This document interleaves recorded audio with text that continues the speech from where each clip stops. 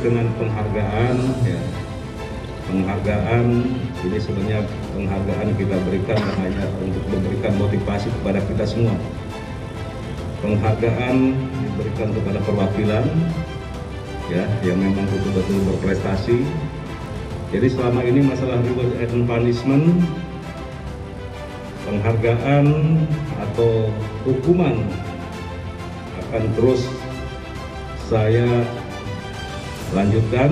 Ya. Penghargaan diberikan kepada anggota yang berprestasi dan hukuman saya akan berikan kepada anggota yang melanggar, apalagi melakukan tindak pidana.